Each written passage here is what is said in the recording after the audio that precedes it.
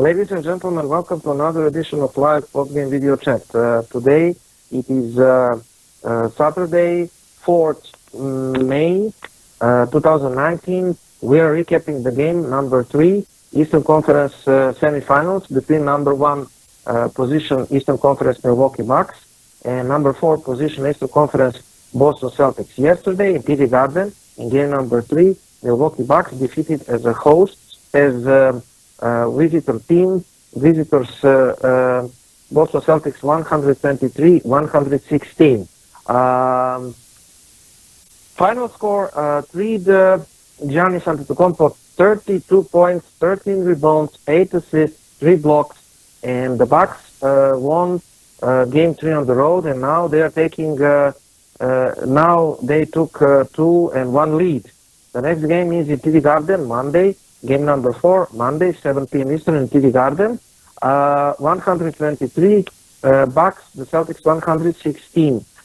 George Hill played probably one of the best playoff games in his career, 21 points, 9 of 12 field goal made.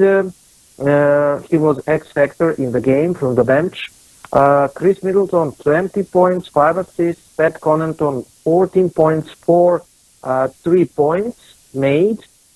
He was also fantastic on the defense, rebounds, steals, energy, running the transition, hitting open threes, 4 threes, and Bucks bench outscored the Celtics bench 41-16. It is the big blame on the Celtics bench, and also the key statistic is coming from the paint. Daniel, in the paint, 52 Bucks, Celtics 22. The game number 2 in Milwaukee was won by the Bucks because the Bucks had made 23 pointers and the Celtics 10. So practically the Bucks had plus 30 from the 3-point line in game number 2, and in game number 3 the Bucks had plus 30 from the points in the paint. So game number 2 was decided from the 3-point line, and game number 3 was decided in the paint. Giannis had 22 free throw attempts, and game number 4, like I said, Monday. Bucks had 117 offensive rating, defensive rating 110.7, net rating 6.7. And 15.6 offensive rebounds rating, 86% defensive rebound rating. Now, what is interesting from the game? The Celtics, of course, granted John Havlicek the tribute video, which is fantastic, and practically Daniel, in this game we saw horrible officiating, despite some Celtics fans trying to negate it. I had numerous discussions about that. Now, I'm not saying that officials decided the game, but I'm saying that I'm focusing, like John Duke said. I will quote John Duke from CLNS. I'm agreeing with him 100%. I'm doing the same, like John Duke is doing. He said, "I'm all for focusing on what you can control as a player, but clearly there are forces at play that are incredibly powerful, and they are tilting the playing field, and ignoring that forces and saying that everything is all right. You, as a Celtics fan and the Celtics reporter, will only do the team a disservice. You're not objectively reporting from the game. You are pretending that you're objective. You're kissing officials' ass and NBA office ass, and you are ignoring the facts and doing the team, your team, that you apparently rooting for, a big disservice. Even if the team is doing themselves a disservice the way the team is playing, okay? But what we saw, Daniel, that the team lost control, like game two, in the third period, practically. They won the first half by 56-55. I was really not satisfied with the first half, and I wrote that. But we practically saw that the team lost control on their emotions and their game plan in the third period, and one professional player should not do that, no matter about the officiating or whatever happening. We had hard things happening with Danny Ainge, but the team needs to forget about everything and focus on playing and to retain the cool and to keep execute Brad Stevens' game plan. Now we will discuss, is that Brad Stevens' game plan good or bad for the game number 3? Now the people are saying, well, why are you complaining about the officiating? Because the officiating was so good, and the Bucks scored more field goals and more threes, and they won by that. And practically, if you look, Daniel, at the box scores, I have the game book. If you look at the box scores, the officials did good job in fixing the game by so-called fixing the game by giving Bucks 36 free throws and the Celtics 32. So practically, the Celtics had only 4 less free throws in the game. So the people, the Celtics media that are kissing NBA office ass, they are explaining that the Celtics are not driving to the hoop, that the Celtics just leave from the three-point line and mid-range jumpers. The Celtics should go to the rim more, yada, yada, yada, yada. That story is not worth 50 cents. Because the Celtics draw to the hoop, the Celtics were at the bonus in the third period. Daniel, after 3 minutes or 4, if I'm correct, I should look at the play-by-play. So what officials did is that practically they gifted the Celtics players in the third period fouls, so that they cannot play the defense. I'm talking about Morris, Horford, Brown. In the third period, Morris 2, Horford 2, Brown 3. Okay, and from the bench, Shemi Odula, the main guy that is guarding Giannis Antetokounmpo, he also had 3 fouls. They get us out of bonus with tic-tac chip fouls earlier in the third period, so that we cannot play the defense, proper defense. And plus, in that 5-minute span, the officials went literally nuts.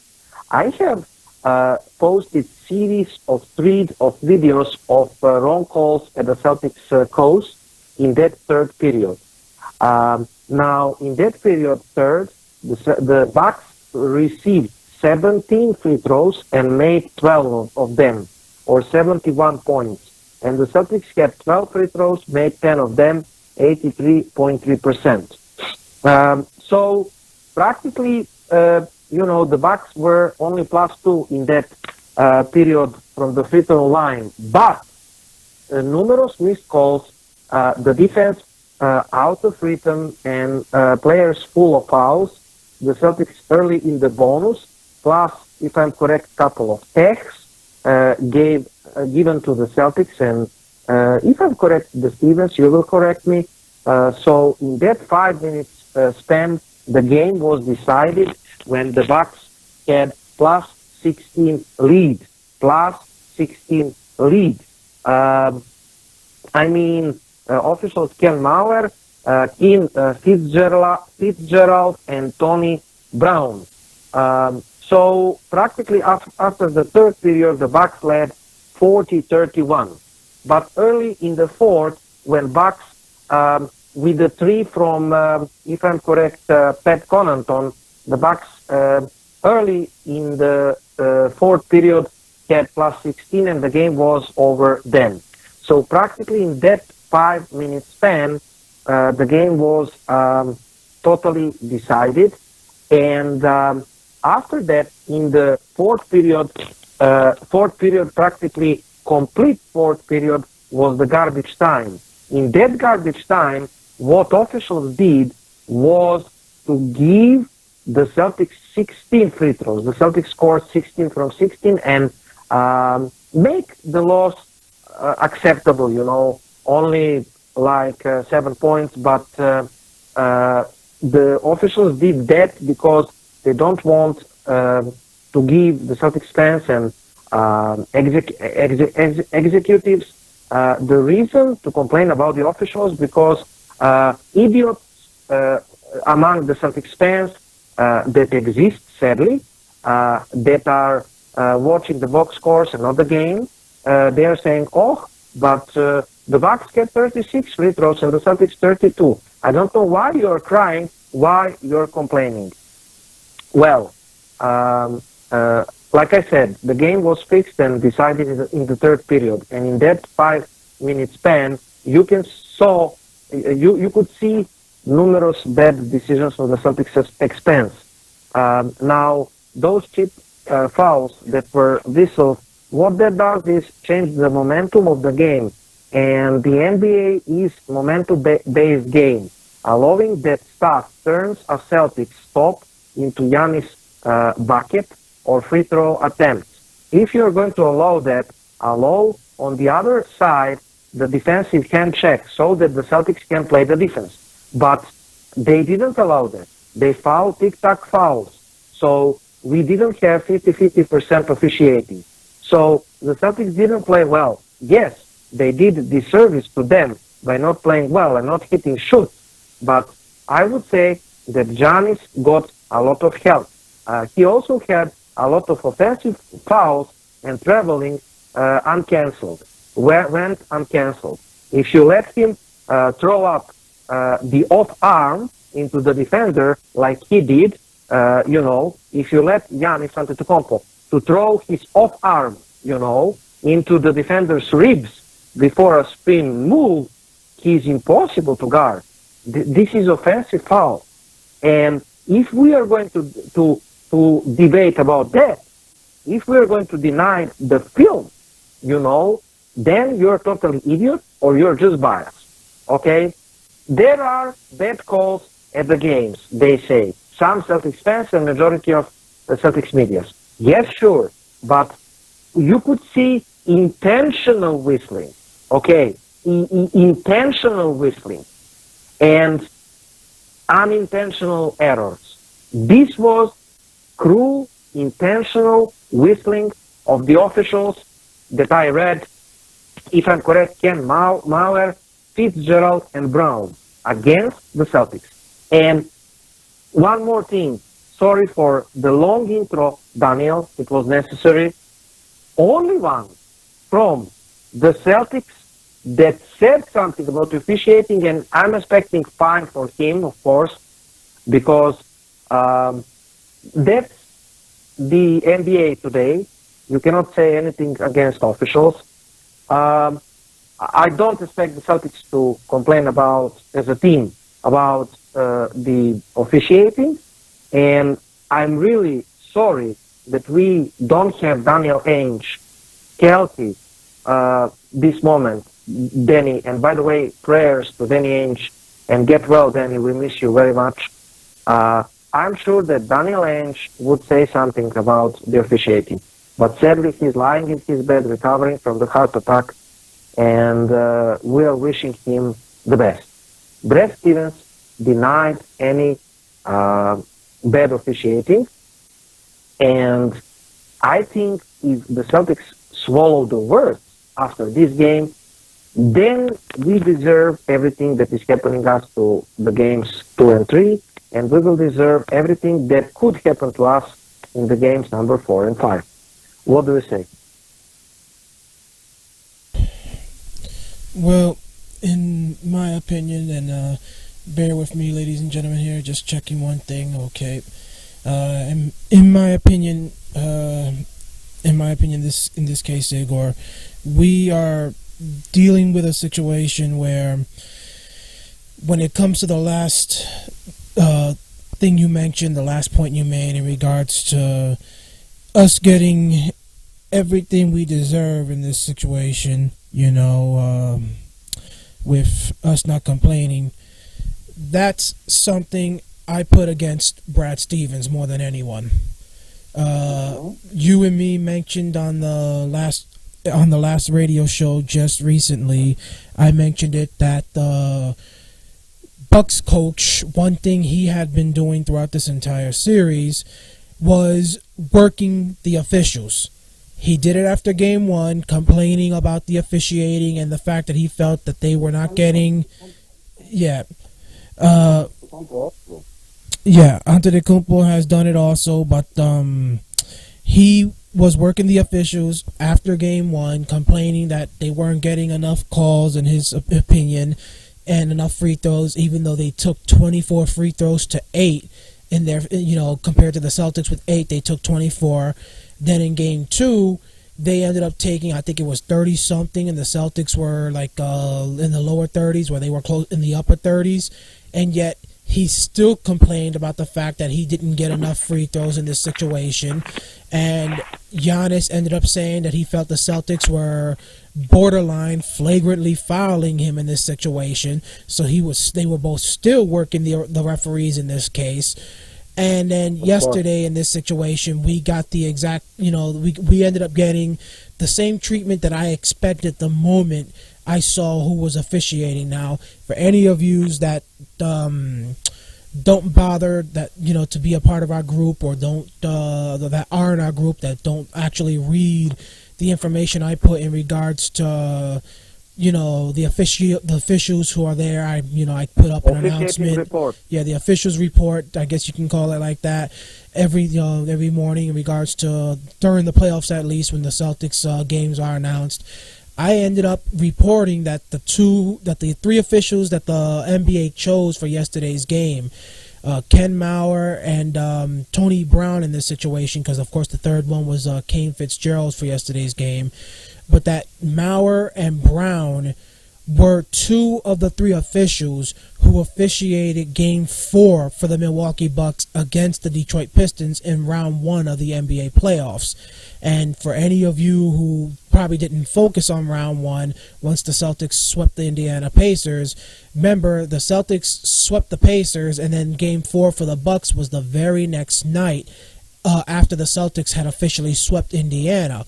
And in that game, it was the Pistons who were ahead at halftime, and then in the third quarter, the officiating ended up going one-sided in favor of the Milwaukee Bucks, just like we saw in yesterday's game in this situation, en route to the Milwaukee Bucks having a 41-12 free throw edge over the Detroit Pistons in Detroit, en route to them ultimately winning that game and sweeping the Detroit Pistons as well. And so both the Celtics and the Milwaukee Bucks had a nice, extended resting time prior to Game 1 against each other in Milwaukee. The moment I saw that officiating crew listed yesterday, prior to the games taking place, I had a feeling that we were going to be in some major trouble with the officiating because of the fact that not only those two in their history in Game 4, but also thus far in the playoffs, Ken Maurer had officiated prior to yesterday, Igor, 6 games. He's one of the few officials who is automatically, he's one of the, I guess you can say he's the crew chief, and so every game he does, he's the crew chief, and then it's always the second and the third official. Yeah. The other officials in this case can always be different, but Ken Maurer is always the number one official. So in the 6 previous games prior to yesterday that Ken Maurer has officiated in the playoffs, 4 of the 6 road teams were victorious in this case. The only home teams that actually won their games with Ken Maurer in the playoffs had actually been, if I'm correct, the Toronto Raptors against the 76ers in game 1 of the second round, and I believe also Milwaukee against the Detroit Pistons in game 2 of their first round matchup, something like that. So again, ladies and gentlemen, I had a feeling we were going to have some sort of issue, but look at the way things were going. In the first half, Igor, the officials really weren't calling much. The only guys getting to the free throw line were Antetokounmpo and Kyrie Irving. Now, I have reports. Then you know that I have every single period report. So let me back up your statistics. We are talking about the first half, right? In the first period, you had only 8 free throws whistled for the Bucks, 6 of 8 for one Bucks, 75%, and the Celtics had only 4 free throws, 4 and 4. And when you saw who is making those free throws, 4 of 4 free throws for Kyrie Irving. On the other side, Giannis Antetokounmpo 8 of 6 free throws. So practically in the first half, only Giannis and Kyrie Irving shooted free throws from the both sides, which is strange. Yeah, but that also lets you know in the first half we weren't getting many foul calls for either team. It was only Kyrie and Giannis that were actually getting the calls, and in the first half, it was the game itself was going back and forth. Both teams kept making runs to take the leads right back in this situation en route to, like you said, the Celtics having a 1-point lead at halftime. 12 fouls for the Celtics called, and 8 fouls for the Bucks called in the first half. Yeah. Please continue. Yeah, so like I said, not too many fouls called overall. And I think technically if you would have had the game continue in that route in this situation, the Celtics probably would have ended up winning that game yesterday. But ultimately, come the third quarter, the officials opted to change the way they were officiating that game. Instead of staying in a way where it was, barely any calls being made whatsoever, unless it was Kyrie or Giannis being the ones to get the foul calls, we ended up seeing a second half where virtually you couldn't touch anyone without a foul call being made. We're seeing foul calls being made for Middleton, we're being made for Antetokounmpo, we're being made for Bledsoe, being made for Hill. On the Celtics side, Kyrie Irving's getting them, Brown's getting them, but for the very beginning of that third quarter, there were a lot more foul calls being made in favor of Milwaukee, and so Kyrie Irving said it the best in his post-game press conference. Giannis on 6 straight possessions for the Milwaukee Bucks ended up getting a foul call made in his favor to go to the free throw line to take free throws. So the Celtics didn't allow them to score, but he got 12 free throws altogether in those 6 possessions. So how do you expect the Celtics to really get any momentum going, and knowing that in order to get momentum, you need to get stops on one end and then make baskets on the other, if you're just going to keep calling fouls after foul after foul after foul and giving this guy free throws after free throws after free throws on every possession? Absolutely. In this situation, it's not going to happen in this case, and that's after, again, you had game 1, ladies and gentlemen, where it was all in favor of Milwaukee, as we said, 24-8 in this situation. That's after after that game in the regular season, Igor. We can go all the way back to that, the last regular season game we had against them, where they took, again, triple the free throws compared to the Celtics. So in 3 of the last 4 games the Celtics have played the Milwaukee Bucks, the officiating at some point or through the entire game has gone one-sided.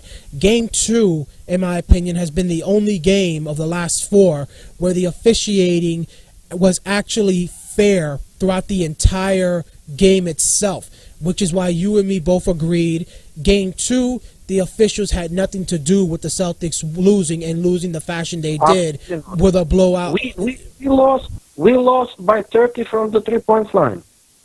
Exactly, which is why Game 2 is the only one we can't blame the officials in this situation. But yesterday, if the officials decide, the first half, Igor, is a way of the officials actually letting the players feel things out, not only about how the other team is going to play tonight and knowing how they're going to play defense and all that, but the first half is also a way of letting the players know how you're going to officiate this game in this situation. Now, I can understand about things tightening up in the second half. If something happens in the first half, let's say if there's a fight that takes place in the first half, guys start shoving and stuff like that, having a altercation, like if Marcus Smart and Bledsoe, the way they had it in the last year or the playoffs, Rozier and Bledsoe, something like that, where you got to put your foot down and tighten things up a bit. But none of that happened in the first half yesterday to actually cause those officials in the second half to start basically tightening up the whistles and calling more and more fouls in the second half than what they did in the first half. You and me said it in the series preview that when it comes to the officiating, the less fouls that get called, the more of a benefit it's going to be for the Celtics in this series, because then that situation means that Giannis Antetokounmpo and the Bucks are going to have to out-execute the Celtics in order to actually win this series, meaning they're going to have to prove they truly are the best team in the Eastern Conference with their shooting and all of that. And in this situation, the Celtics have the more talent, and they're the ones that have been there before, so their experience probably wins out. But if the officials are going to call it the way they did in Game 1 and the way they did in the second half last night, then that's a situation that's going to benefit Milwaukee, because then now the game slows. Boston doesn't get in a groove whatsoever. Kyrie Irving, of course, isn't getting the same treatment as a superstar that Giannis Antetokounmpo is getting. Again, games 1 and 2, he didn't get a single free throw in this case. So he didn't get a free throw in Game 4 against Indiana. So yesterday was the first time in 4 playoff games that Kyrie Irving even got to the line in this situation. So, the officiating yesterday was only going to benefit Milwaukee, and I think everybody knew it in this situation. Every time we're going to have an officiating crew like that's going to be calling fouls left and right like crazy, it's only going to benefit Milwaukee because it slows the game down. But if the officials are actually going to let them play and get physical, like we saw in Game 1 where the Celtics were laying Giannis Antetokounmpo out, blocking his shots left and right, having to make, him having to shoot over them rather than running through them because the officials were letting them bang with him, then it's going to benefit Boston. And I think in this situation, the officials are getting like that and making those calls because they're trying to protect Giannis and protect the only asset that the NBA has when it comes to the Milwaukee Bucks in this situation. Because if you let the Celtics get basically physical with him and the Celtics end up injuring him in any sort of way, Milwaukee doesn't have no chance of extending this series. And if they do somehow get past the Celtics with Giannis, let's say, still able to play but not 100%, they got no shot in the next round against Embiid and the 76ers or Kawhi Leonard and the Toronto Raptors. More information about the officiating last night. The 4 teams who have won the 2 games in the conference semifinals, Daniel, have 4 of the 6 top free throw attempt generators in the league. Those are Giannis Antetokounmpo, Kevin Durant, Joel Embiid, and Damian Lillard. James Harden is surprisingly number 5 at the free throw generator this season in the playoffs. This is one of the reasons why Houston is struggling. They too have problems with bad officiating. Houston Rockets against Golden State Warriors, as you could see, the big affair after the game number 1 between the Golden State Warriors and Houston Rockets. Practically those 2 series between Golden State and Houston and Milwaukee and Boston are telling you, Daniel, which kind of finals NBA office would like to have. And they're sending the officials that are going to take care that NBA is going to have that kind of finals that they wished or, calculated the best for them. So about the calls that I posted, we have one call with video at our page. Tatum stands straight up, and Giannis created the contact, Daniel. So the foul, Tatum. Another tweet. This is obviously hook from Giannis Antetokounmpo in the post to get by Jalen. Of course, foul by Jalen. Then Phantom can check on Horford on the 69-71 result. No foul, but Phantom call. Then 69-71 again.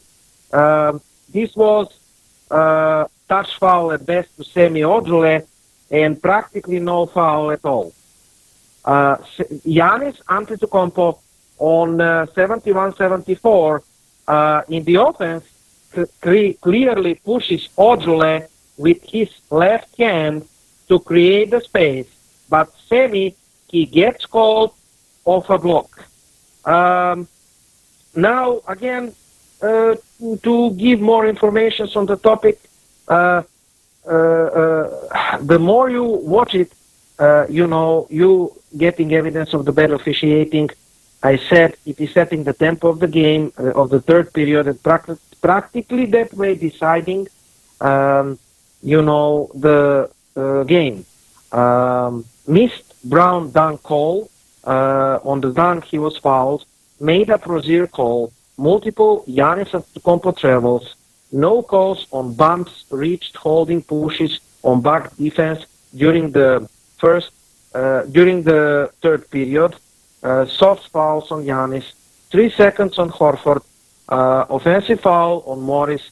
Just ridiculous officiating, making awful calls.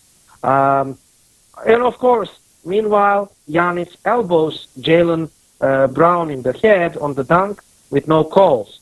Takes charges while on the line for the restricted zone. Instead of foul charge, the other way, countless travels and offensive on Giannis. So that's it, and let us hear what Kyrie Irving has to say after the game. Daniel, of course, we have interesting Kyrie Irving words.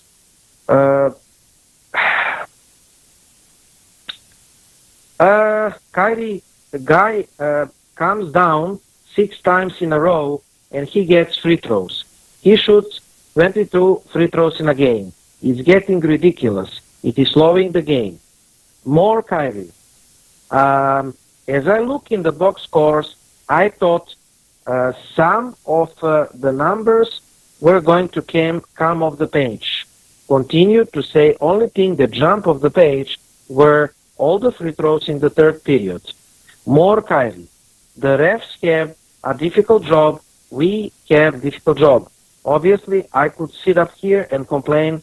We know the disparity, but I'm not going to put all the emphasis on refereeing. I think there are a lot of controllable things on our end, and we could do it better.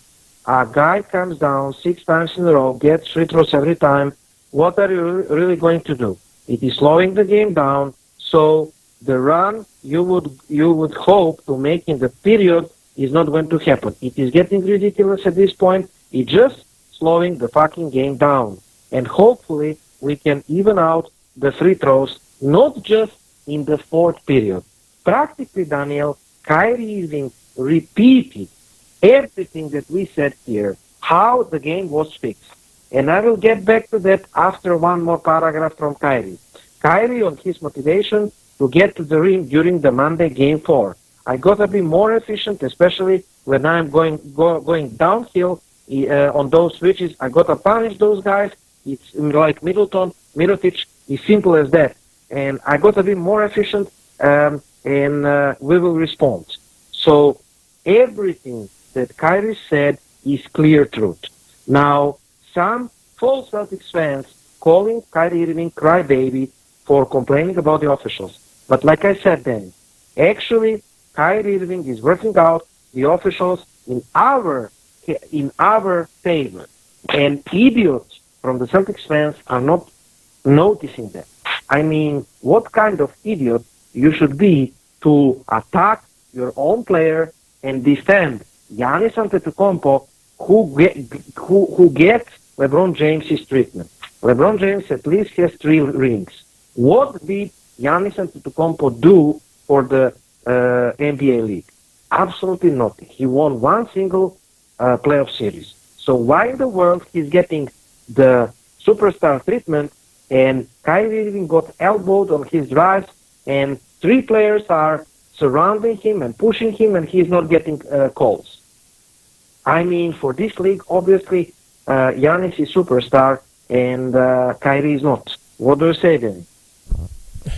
We all know what the situation is when it comes to that in regards to Giannis versus Kyrie Irving. It's all about who the next LeBron James is going to be, Igor. Unfortunately, this is a league that right. It's, the only guard I can look at and basically say has really put themselves in that category of being up there in the top 5 is Steph Curry. You look at anybody that basically talks about who the top 5 players in the league are, and he's probably it. Now, depending on whether you put James Harden as a guard or a small forward, then maybe you can probably say he's the second one with Curry in this situation, depending on what position you label him in. But everybody else that looks at the other top guys in this league are talking small forwards and power forwards and centers. You're talking LeBron James, you're talking Kevin Durant, you're talking Giannis Antetokounmpo, some put Joel Embiid up there in this situation, guys like that for the most part in this case. And everybody knows for the most part that LeBron James doesn't have much time left. Maybe 3 years, something like that, 4 years at the most left in that body of his, with the beatings he's taken throughout the years and all. And so it's all about who's going to be the next face of this league that is ultimately going to be the one that you see, trying to take over as one of the top guys for the Players Association. That's going to be the one that's taking a stand when there's major issues out there, doing all the talking. And, really, it's Giannis Antetokounmpo is one of those guys that everybody seems to think might be the next guy to take over in that position. That technically, the only thing that many people feel that is preventing Giannis from being the best player right now in this game is the fact that Giannis doesn't really have much of a consistent outside game. That's really it. He doesn't, he's not really consistent in making jumpers and outside threes. He can make them, but not consistently. He's all about being a guy that's pounding the ball down low and getting layups and dunks and getting to the free throw line. That's really it in this case. So that's one thing. But Kyrie Irving, in my opinion, that's really what's been the difference in this series when it comes to the treatment. Giannis Antetokounmpo is viewed as that, and so people, the NBA knows with him, he's box office in this situation. He's going to be, if he gets to the next round, it's going to cause many fans to still want to look in this situation, still want to see what's going on in this case. Even if they're not rooting for Milwaukee, fans are still going to want to are still going to want to watch just to see what Giannis Antetokounmpo does, regardless of whether he's against Philadelphia or Toronto. But with us, Kyrie Irving isn't up in that level with the rest of those guys in this situation. He may be top 10, some might say top 15, but he's not in the top 5. And so if the Celtics end up knocking out Milwaukee, a lot of those fans, because Giannis is no longer available, are not going to want to continue to watch. And so that is something the NBA is going to actually consider. This is one thing where I could say, Igor, the first round and the way things went in round 1 are critical to the way things are going right now in round 2. The fact that so many of those playoff series were so one-sided and ended so early caused the ratings to be so low, caused the NBA a lot of this, the ching-ching that you know that they're all into, and that's really all they care about at this point in this situation.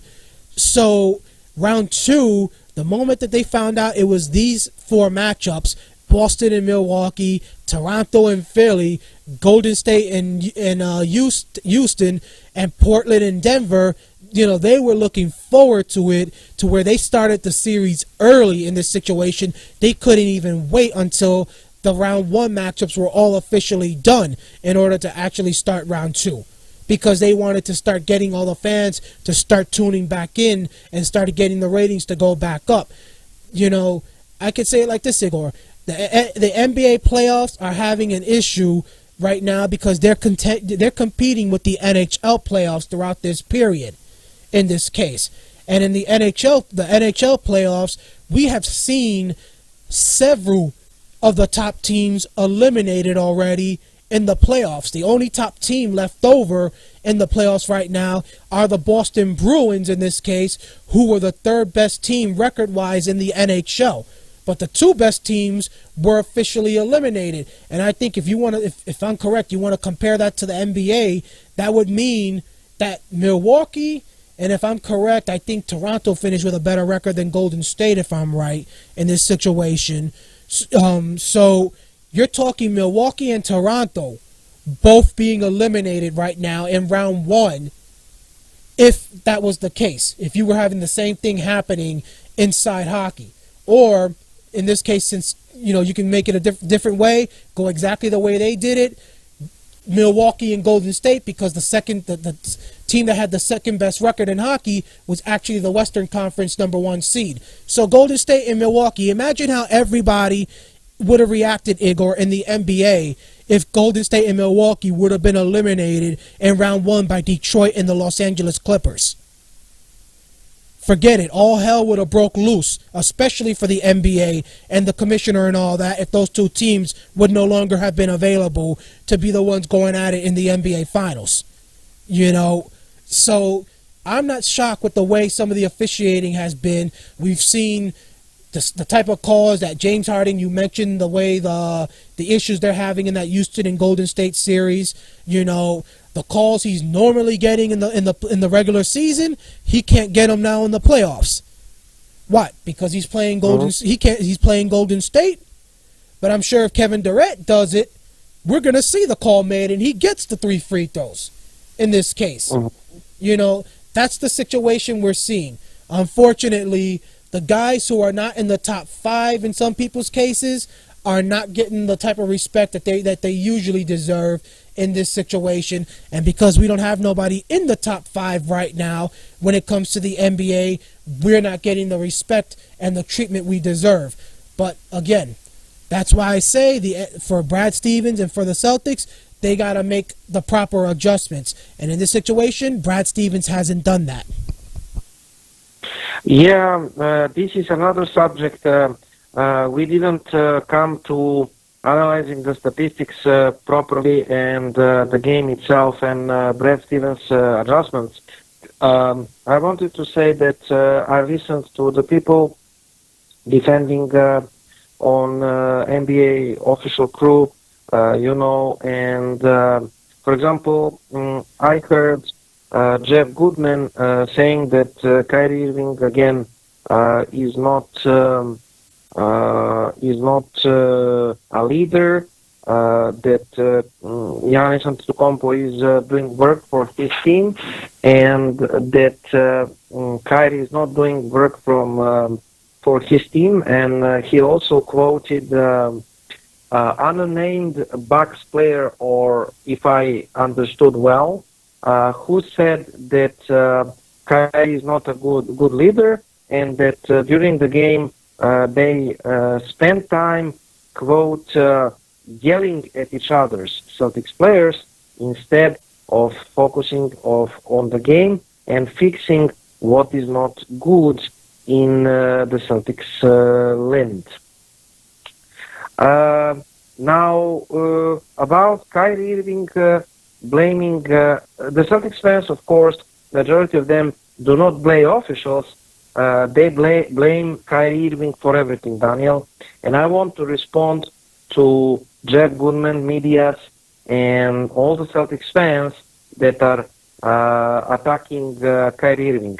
Well, if all I can say, Daniel, if the consensus in the Celtics nation is that Kyrie Irving is the one that is preventing the Celtics from being great, then all I can say is that I wish that Kyrie Irving leaves the Celtics so that the Celtics fans, which are attacking him, enjoy in developing young players, in team without superstars, in super chemistry in the team, and everything else.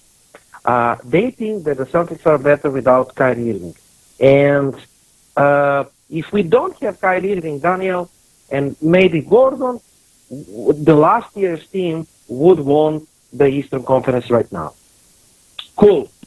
Well, maybe if that happens, Daniel, maybe if the Celtics regress to the rebuilding, and maybe if we stay 5 to 10 years without the Eastern Conference Finals, maybe those fans will realize some things. But I really doubt it, because those people are really stupid people. They don't realize that NBA landscape has changed from this year to last year, that the Sixers are better than the last year, that Bucks are better than the last year, that Toronto is better than the last year, that Indiana is better than the last year, that the Celtics have really tough competition on the East. And last year, let's repeat again, we repeat it a million times, but some people will never get it. Last year, the Celtics had favorable schedule, not playing number one and number two seed Eastern Conference Cavaliers or Bucks or Toronto Raptors before the Eastern Conference Finals. Otherwise, they would be eliminated in the round 1 or 2. Number 2, last year's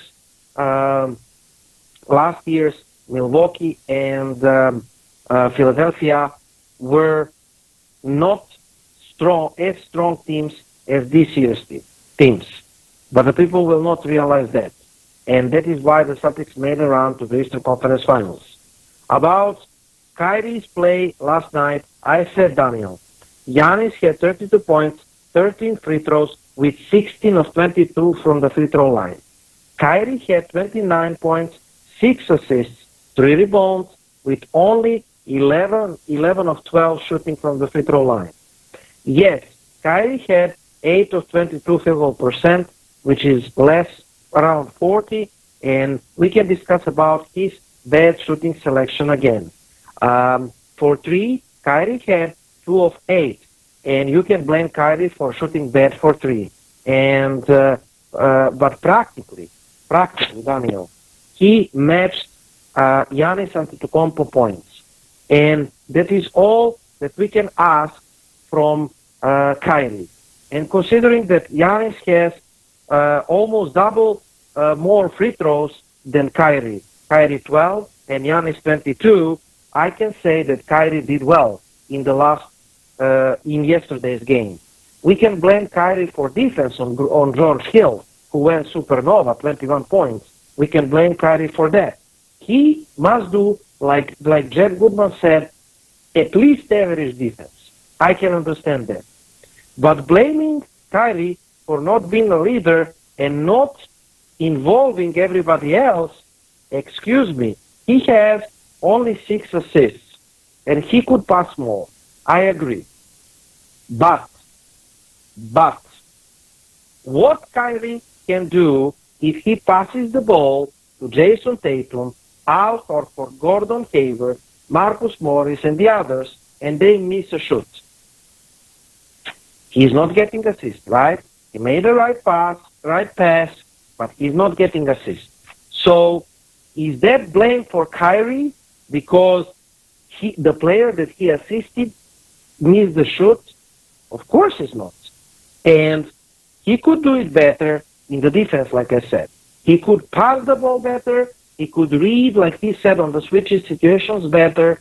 And he could score more efficiently, like he said. But Kyrie did his job. He matched Giannis Antetokounmpo. What do you want, ladies and gentlemen, from Kyrie? Do you want 45, 50 points from Kyrie? He can do that.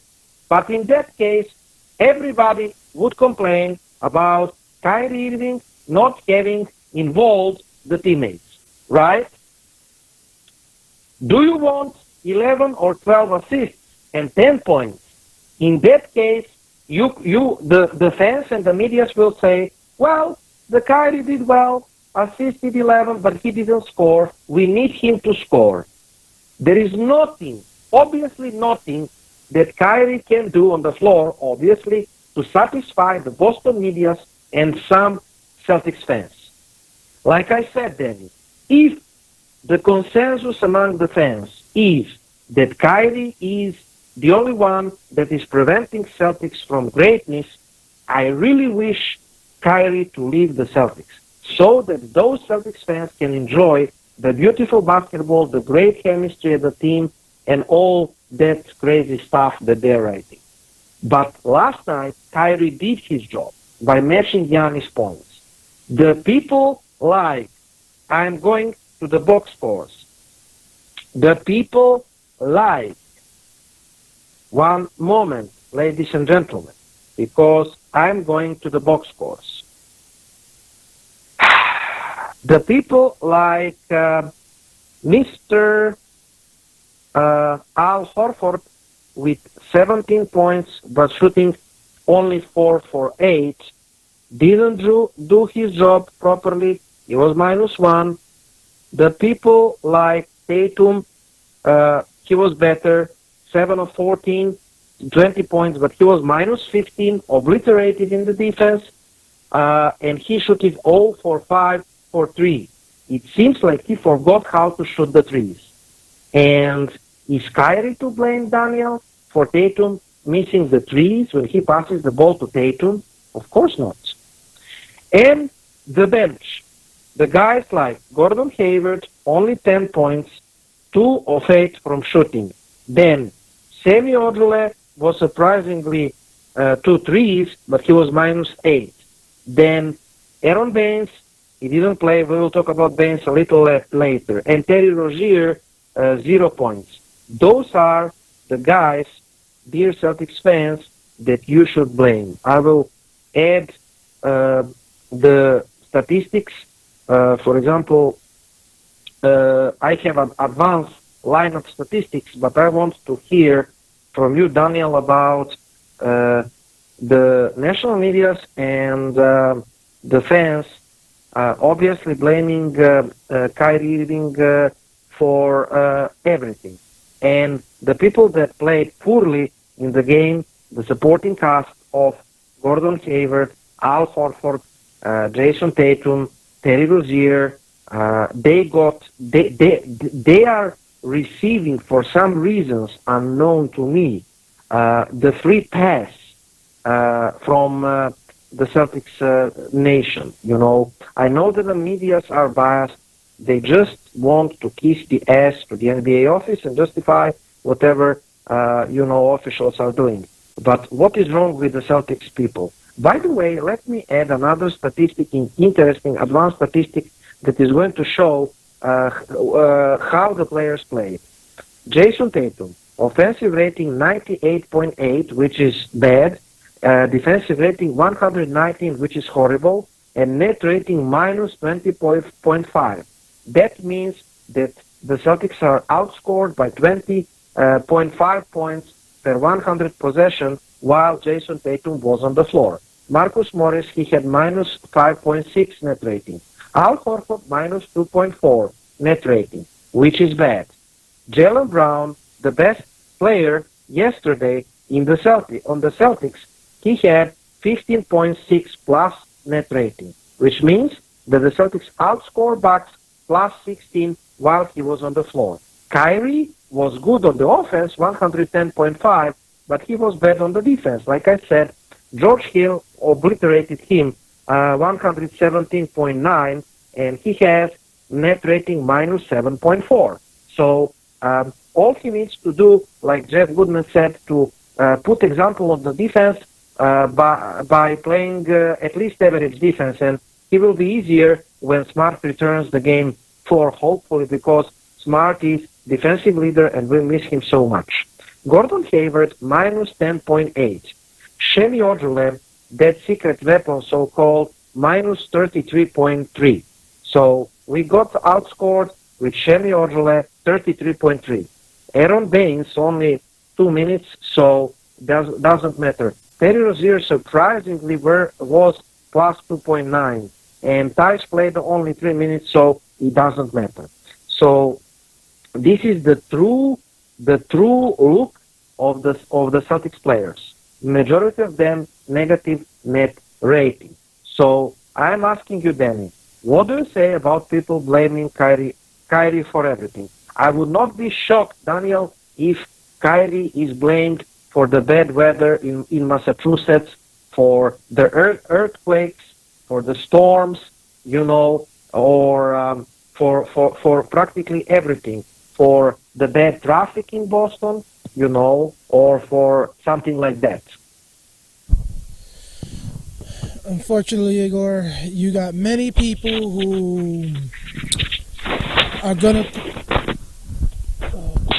You got many people who are gonna continue to act like that. For one, because they think Kyrie Irving is, due to him being the leader, he's supposed to be someone like LeBron James, putting up the same type of numbers. He's the best player, so he should be putting up 40, 50 points a game, like we see from Giannis, like we see from Antetokounmpo, like we see from James Harden, guys like that in this situation. That's the first thing. And because Kyrie Irving isn't doing that in this case, he does it every once in a while, but he isn't doing it because he has shared the ball a lot more as of late to try and get the rest of the guys involved, because this team is a lot more talented than a lot of the teams those guys have in this situation. It basically doesn't require him to have to go off like that. We saw him score nearly 40 points in that game against the Indiana Pacers in Game 2, if I'm right, in this case.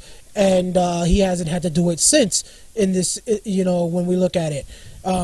But it is a load of crap from those fans. In this, many of them, in my opinion, are not too thrilled that we ended up getting rid of Isaiah Thomas for that. Many of them in this situation, I feel, are fans who are not happy with the idea that we could be getting rid of guys like Tatum and Brown in the coming weeks in a possible trade for someone like Anthony Davis to possibly possibly keep Kyrie Irving, because many of them think that guys like Tatum and Brown could be future all-stars in this league in a couple years, could be the faces of the league. And so of course they would rather keep those guys and wait for a few years to be back on top than to actually try to win now, when you got guys like Durant and Curry and all of them at the top of the league right now, and you're having to get through them. So you have that as another reason for it. But unfortunately, none of them have any evidence to really back up their words other than their emotions. That's the issue.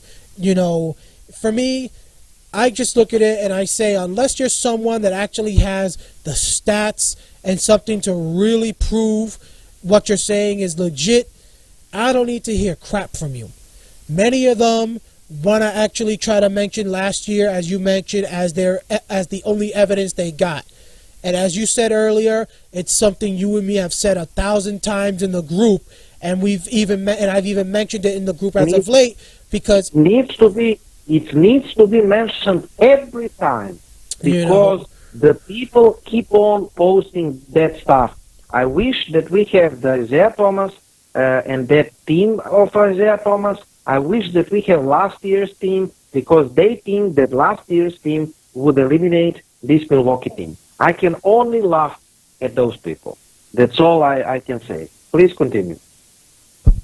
Exactly. That, unfortunately, they don't realize that last year the circumstances were totally different. Not only with what you and me have said in regards to who you played, because the Milwaukee Bucks team, if this was the same Milwaukee Bucks team from last year, then their argument would be legit. If we would be playing the same 76ers team, meaning the same roster from last year in the next round, your argument would be legit. But unfortunately, neither one of these teams are the same team from last year in this situation. Both the Milwaukee Bucks and the Toronto Raptors and the 76ers all ended up making major improvements, getting way better players than what they had last season, which is why last year you were able to actually get as high as you did, because the last year's teams in the East, like we said, the only ones that really were a threat to you were Toronto and Cleveland. That was really it. And and of course, with the injuries to LeBron James last year, the Cavaliers had to settle for basically getting him healthy for the playoffs. So his team couldn't really go up all the way to first or second. So in a way, you ended up getting a higher seed maybe than what you probably would have ended up if it wasn't for the fact that LeBron James, as of late, hasn't been able to stay afloat. But in this situation, this year's teams in the East have been a lot more tougher, so you got to keep that in mind. And also, Igor, I think even more importantly, the pressure. Last year's team, the moment Kyrie Irving went down, all the pressure went off your shoulders because no one was choosing you to get out of the Eastern Conference anymore.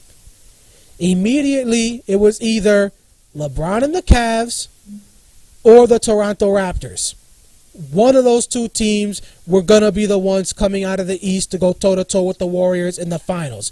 Nobody was choosing you anymore. So once the playoffs started, there was no weight on your shoulders whatsoever, especially after the bracket was finalized and you realized you wouldn't have to play Toronto or Cleveland until round 3. So the only two teams you had to beat were Milwaukee and Philly, two teams in the situation that had no way of being able to compete with you if you had everybody else at least healthy outside of Kyrie and Hayward in this situation, as long as you didn't lose nobody else prior to going at it with them. So last year, if you lose in the first round to Milwaukee, nobody is really going to go crazy over it, because hey, the argument's going to be you didn't have Irving, you didn't have Hayward, you had a bunch of young kids who barely have any experience in the playoffs, so whatever. You got to wait till next season to see what happens. You get past Milwaukee, now you're going at it with a Philadelphia team that's a little bit more respectable in terms of their talent compared to Milwaukee. But once again, same thing. You lose to them, what can we say? Again, young players, no experience. Your two best players arguably are gone, so we can't give you an issue. You make it to the Eastern Conference Finals against LeBron, now you basically accomplished something big. You got to give yourselves credit. You lose, you still did something good. So you already got a major accomplishment. But the moment you did that, that also meant come next season, once Kyrie and Hayward are back, and especially the moment LeBron James walked away from Cleveland to go to Los Angeles, now you were officially the team to beat in the Eastern Conference. So now the weight that you were expected to have on your shoulders last year in the playoffs were going to be on your shoulders this year for the entire season, thanks to what you did last year in the playoffs. And what have we seen, ladies and gentlemen? This is something I've mentioned in the group all year if you've actually been watching. I said I do not give a crap about what you did last year in the playoffs when everything when there was no pressure and you played two weakling teams. I wanted to see what happened this year from these young players against a legit team. You played Indiana, a team that was without its best player in this situation, and again, you had Kyrie Irving and Gordon Hayward in that matchup. There is no excuse. Yeah, the games were close, but there was no excuse not to actually sweep them. The moment you went with Milwaukee, that was a different story. If you can get past them, you can go toe-to-toe with almost anyone in this league in this situation, maybe outside of Golden State. of course, you have Marcus Smart and Aaron Bain back in that series, then maybe you can actually push Golden State. I wouldn't pick you as the favorite to beat them, but maybe you can actually push them. And thus far, what have we seen through 3 games? We've seen Jaylen Brown answer the call, Igor. And so I got to give Jaylen Brown credit, because not only is he doing it on offense, but last night, you're my witness, Igor. Exactly. Like I said. You're my witness. I said towards the end of the last show, one of my adjustments was take Jason Tatum off of Middleton and put Jaylen Brown on Middleton as the defender, because if he could stop Bogdanovich, he can stop Middleton. And in yesterday's game, how did Middleton do? He didn't heat up until what? Maybe towards the third quarter, when everybody else heated up thanks to the officiating. So Brown got the job done for the most part. If it wasn't for the officials, who knows if he would have shut Middleton down for the entire game. So I think that has to stay the same the rest of this series. Tatum, it took him all the way to the second half before he finally showed up. So far we've had 2.5 quarters, or let's say in this situation 2.5 games that Tatum has absolutely stunk, and only a half a game where he's actually been decent. Terry Rozier was good in the first game, but was terrible in game 2, terrible again in game 3. So Brown is the only one who is basically proving me wrong thus far in this series, that once we started playing the legit teams, he still has what it takes to show up and get the job done. For me, I wonder if mentally Tatum is being affected in some sort of way with this series, but who knows? Maybe the stage is a little too much for him, going toe-to-toe with a better team, and the pressure is too much. But if that's the situation, that's where somebody like Gordon Hayward has to be given more minutes, because Hayward has been in these type of stages, have been in these type of situations before.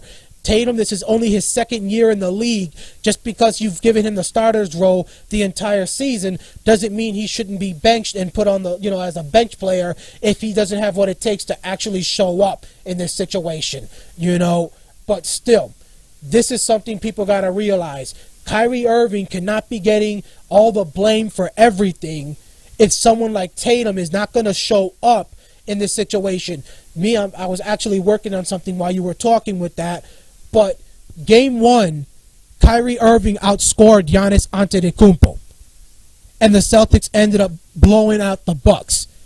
In game 2, Kyrie Irving had a terrible game. We all know that. So did Jason Tatum. So did Gordon Hayward. So did Terry Rozier. The only guys who really had a decent game in that game were Brown, Horford, and Morris, to be honest with you. And in yesterday's game, Giannis Antetokounmpo only outscored Kyrie Irving by 3 points in that game, ladies and gentlemen. That's what I said. And yet, like you mentioned, he took 22 free throws to Kyrie Irving taking only 11, taking 12. Look at that. So you take nearly 2 times the free throws to Kyrie Irving, and yet Kyrie is only 3 points short of beating you.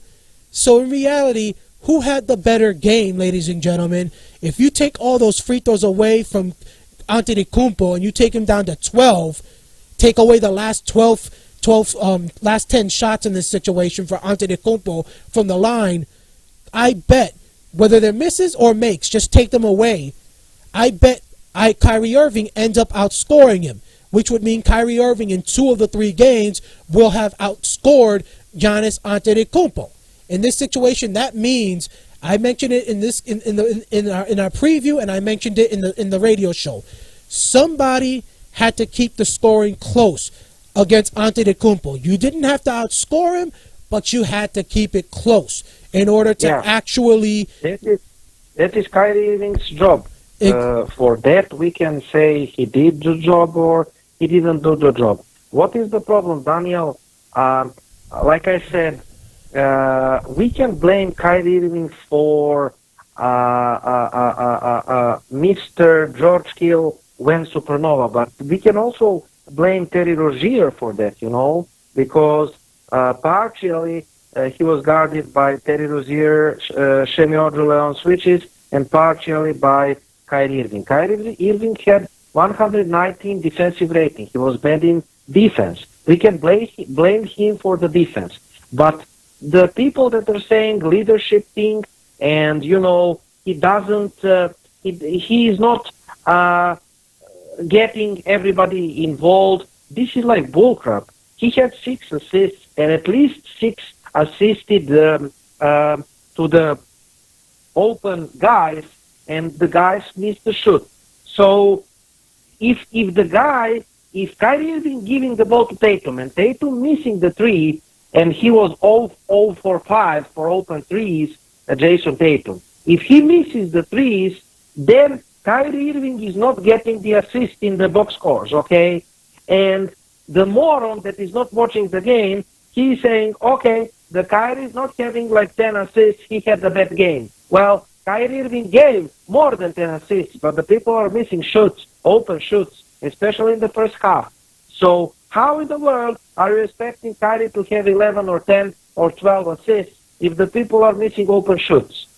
What can he do? To I don't know, pray somebody to hit the shot? Nothing else, right? Exactly. Again, he can only do so much in this situation. Kyrie Irving can't be like somebody that can actually take over Jason Tatum's body and actually make the 3-point shots for him in this situation. He can't do it for Gordon Hayward. He can't do it for Terry Rozier in this situation, ladies and gentlemen. And that's something you all got to remember, unfortunately.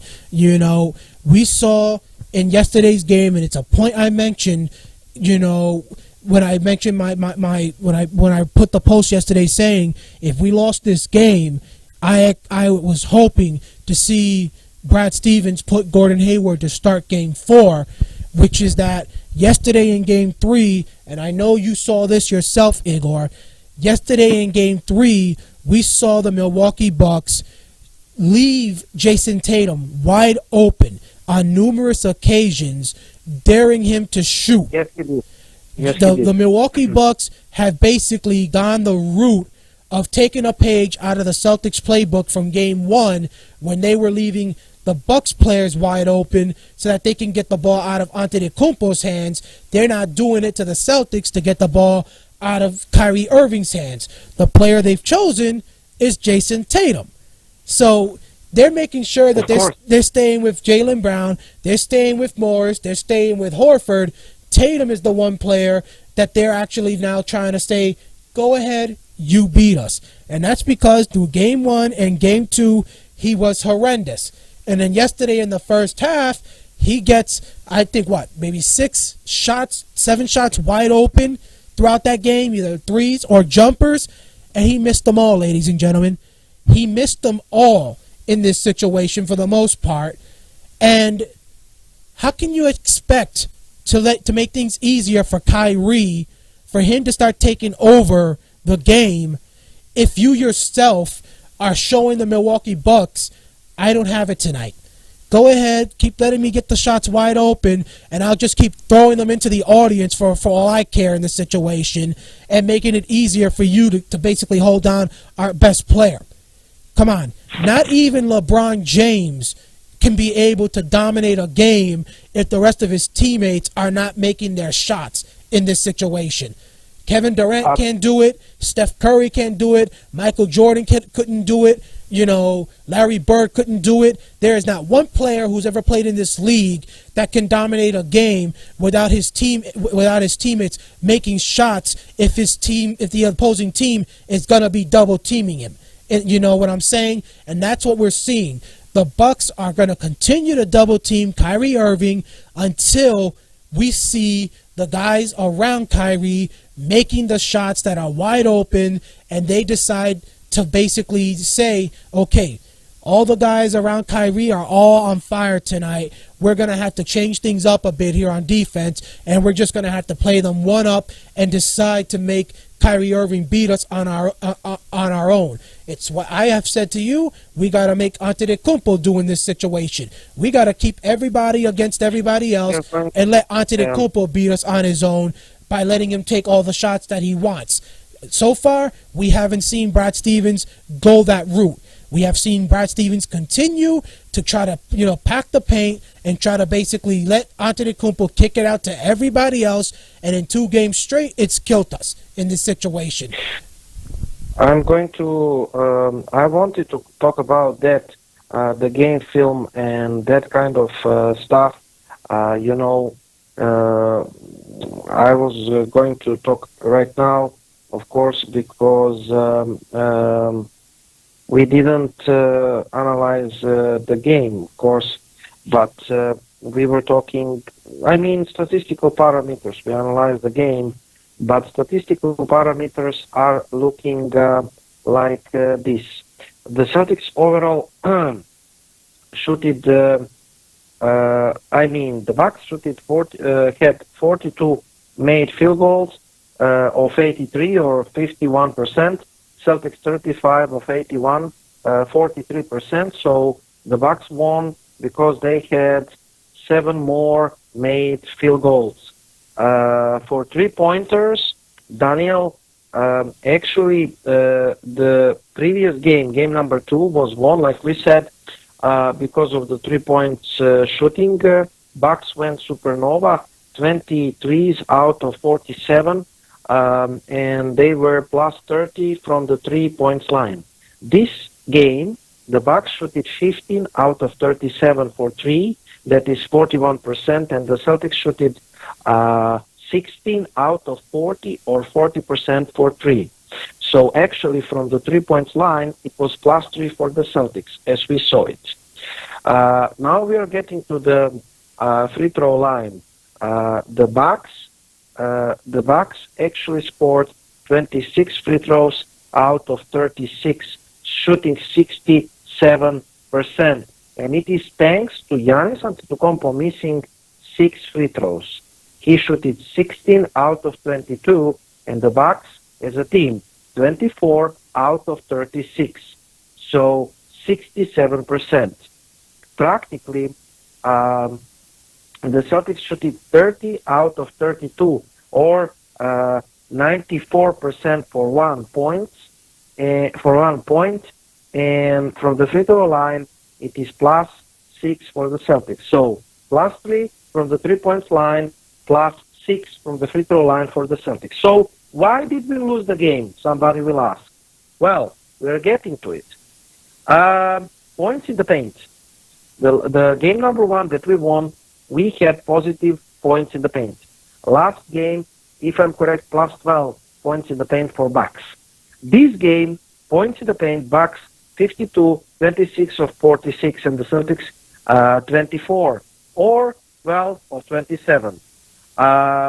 Points in the paint, 28, plus 28. I think it's actually 30, but whatever. So technically plus 28 points in the paint. So the Bucks had plus 30 points in the paint. That's what killed the Celtics. Simple as that. Second chance points, Bucks 8 and Celtics 7. It's even. Fast break points, plus 4 Bucks. 21 Bucks, Celtics 17 fast break points, plus 4. So practically fast break points, a little Bucks. But what was the thing that killed the Celtics were points in the paint, plus 28. I didn't mention rebounds. 1 more rebound for the Celtics and the Bucks, 7 offensive rebounds, the Celtics 6. Practically, that's the way we lost the game. The defense, first thing, the defense. The defense was horrible. And another thing, why we lost the game, like I said, points in the paint. The Bucks were living in the paint, especially Giannis. We didn't play the good defense. I don't think that we also have the good game plan, Daniel, and it needs to be changed or we are going to be eliminated soon. That defensive statistic. Milwaukee Bucks as a team, they have 115 offensive rating and 108 defensive rating, accumulative net rating plus 6.5 as a team. The Celtics had 108 offensive rating and 115 defensive rating and net rating minus 6.5. This is horrible. This is horrible. The defensive rating 115 is horrible. We must have defensive ratings around 90s or 80s to win against the Bucks. How we will do it, we will talk in the third segment of the show. And can we do it at all?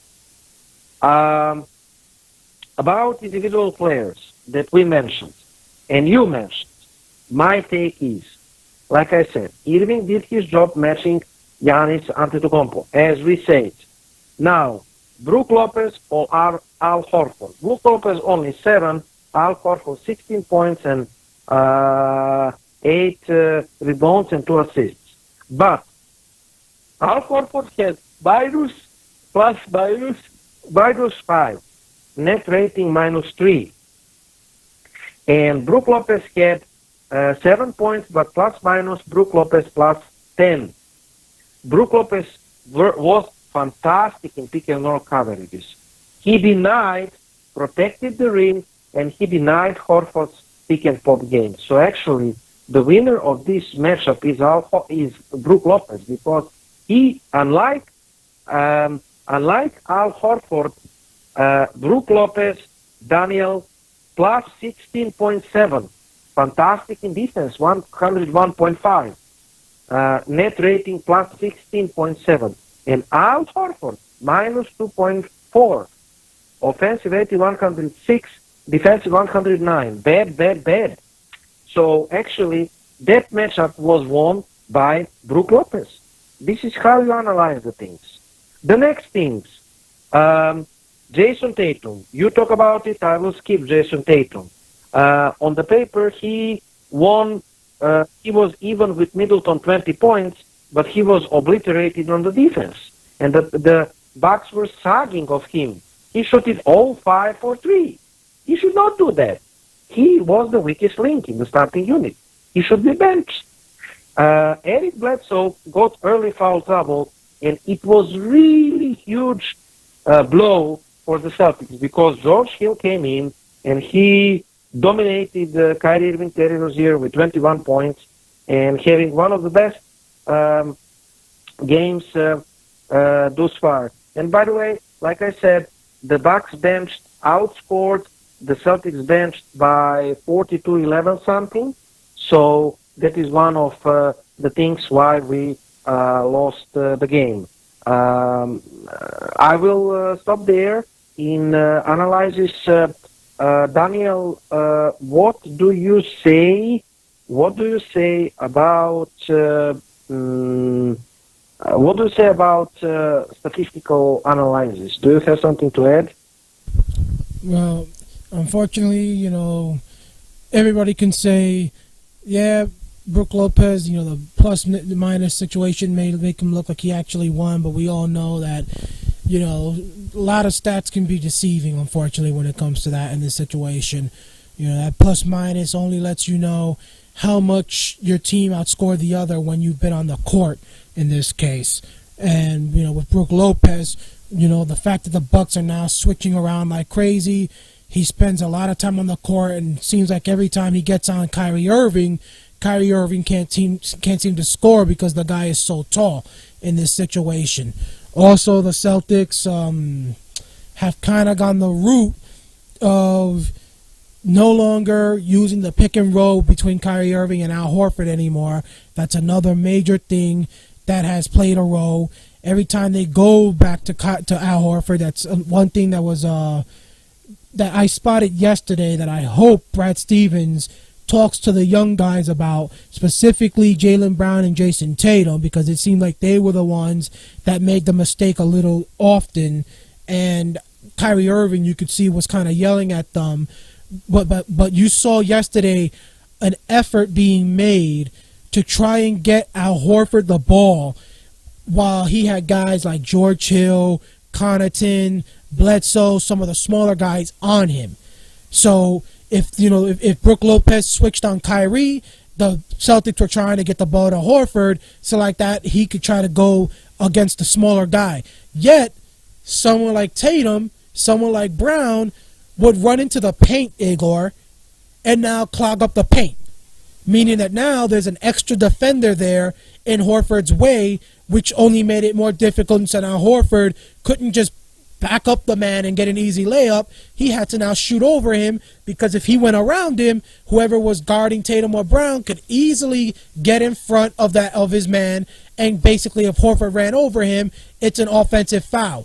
And so Kyrie, on several occasions yesterday, was telling them, stay where you're at in this situation. If your man goes to Horford because he gets around his guy, then he can kick it out to you. But don't be attacked. Don't be coming to the rim in this situation, aiming for him to give you the ball, knowing that he's got a match that he can basically take advantage of in this situation. We got to try to start making them pay for putting Brook Lopez on me, But again, mental mistakes that some of the young guys are making in this situation.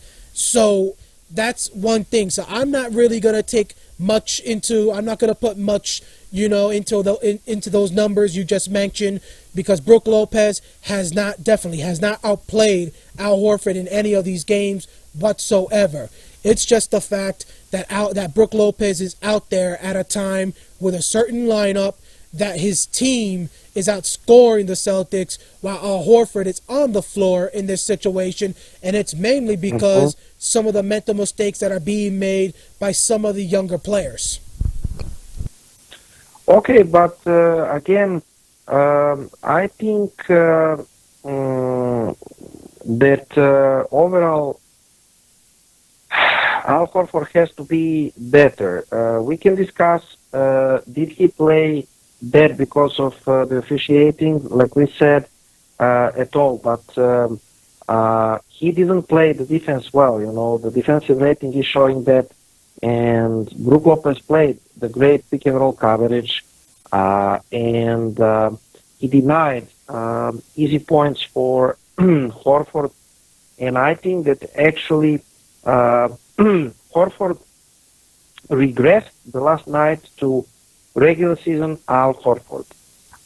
He practically was not aggressive enough on both ends of the floor, and like I said, we need Al Horford as our second best player in order to win the game. Number 4 and the whole series. Now, Daniel, what do you say? But you practically were talking about the players. Let us say that Marcus Smart will practice Sunday, and hopefully he can play the game number 4. By the way, the series is not over, and the series is not over, and practically we must win game number 4 right now. Otherwise, it is over. So what can you say in general about the game? What did we miss to say?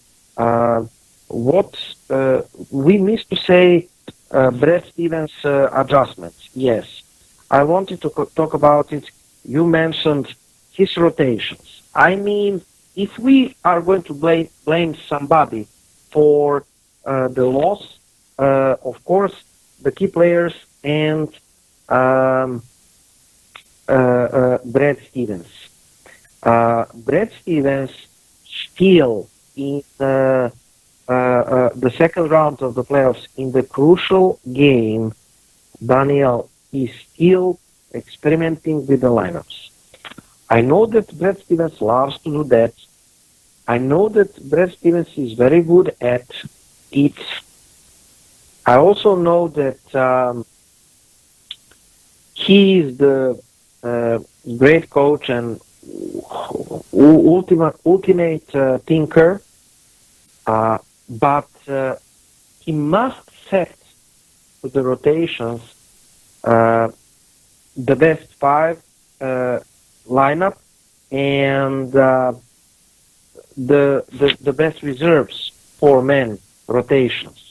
So If he set up the rotations that we think they should be that way, then we can win the game number 4. If he doesn't set the rotations right, and if he continues to mix the players just like bottles of whiskeys or the cards, then we will lose the game 4 in series. What do you say? No Baines, no Smart, the Celtics defense looking trash. Well, again, Game 4 is must win. If not, this series is over. We lose probably in Game 5 in this situation because I do not see the Celtics winning 3 straight games against the Bucks and winning 2 of 3 in Milwaukee in this situation. Absolutely not. And to be honest, I am of the mindset, ladies and gentlemen, that if we do not have Aaron Baines in game 4 capable of playing an extended minutes role, then we're probably not gonna win. We're probably not gonna win this series. We'll probably lose Game 4 as well. Now, anybody who's also looked at the information I've posted up in the group, we've now played the Milwaukee Bucks a total of 6 games this season. The Celtics are 2-0 when having the regular rotation at the big man position of Aaron Baines, Al Horford, and Marcus Morris playing, and I'm talking about them playing the regular minutes rotation. We are 0-4 in games where those guys where just one or more of those guys are not able to play their regular minutes. Again, in the regular season, in this situation, we didn't have Baines, Horford, and Morris in the first loss to the Bucks. We didn't have Baines play in the second loss to the Bucks in the regular season. Then in Game 2, Baines was only able to go 8 minutes, and then in yesterday's game, he was only able to play 2 minutes.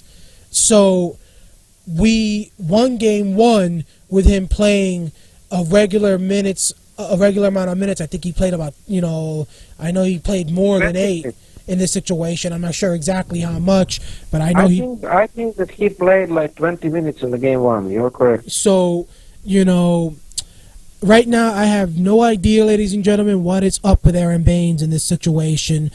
People in the group are trying to say he's got an ankle injury, but we have not seen any reports of that on Twitter. We do know he's got an ankle injury, don't get me wrong, but we have not seen anything reported about him having a situation where it has prevented him from being able to play in any of these games. It hasn't been to a situation where he's been listed on the injury report to a point where Brad Stevens is saying we got to be concerned about it. He may not be able to go his regular minutes and all that. We may have to play Ojale over him because of what's happening. There hasn't been anything mentioned to make it where you have to really be concerned. Now, Igor, the rest of the guys actually saw some of the messages I sent to you in the group earlier, in the message group, the Celtics Talk Radio Messenger, in regards to some of the stuff me and my father have said to each other. And ladies and gentlemen, for the most part, I am actually starting to blame Brad Stevens. And to be honest, if we don't get past this round, Igor, I am of the mindset that I might be willing to actually be ready to say, let him go. Some of the stuff we are seeing out of Brad Stevens in this situation is stuff that I would say I do not think we would see any other coach doing, unfortunately. A good example, the situation you and me mentioned earlier with the situation with calling out the officials. Brad Stevens is not willing to mention anything about the refs, to call them out about their one-sided officiating through the first 3 games of this series. Yet Kyrie Irving had to do it instead.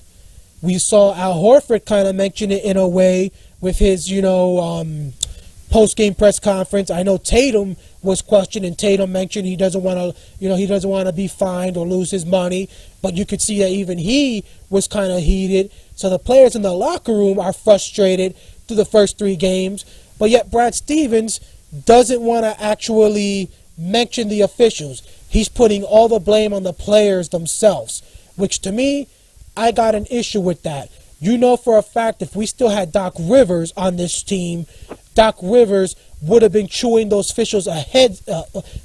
officials' heads off last night for the way the officiating was in that third quarter.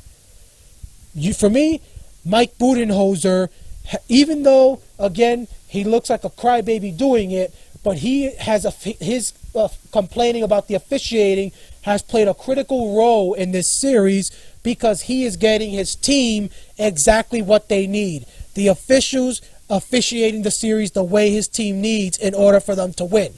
Brad Stevens, on the other hand, isn't doing enough to counter it in this situation. He's keeping his mouth shut, and so because of it, he's not having enough of an impact as he's supposed to.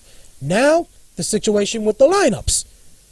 You and me, I mentioned to you prior to this series, the one position we could not afford to lose anybody in the playoffs was the big man position. Especially once we got past Indiana, because if you lose just one out of Horford, Morris, or Baines, we are screwed.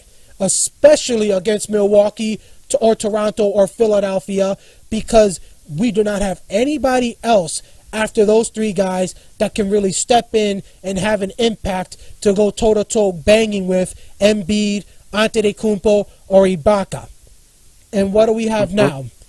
If Aaron Baines, Igor, after game 1 when he played those big minutes, if Aaron Baines did have a situation with an injury, why the heck do you go playing him in game 2 2 nights later, or a couple nights later, and let him play 8 minutes? And then if he's still having issues, why do you play him again last night in game 3 for 2 minutes?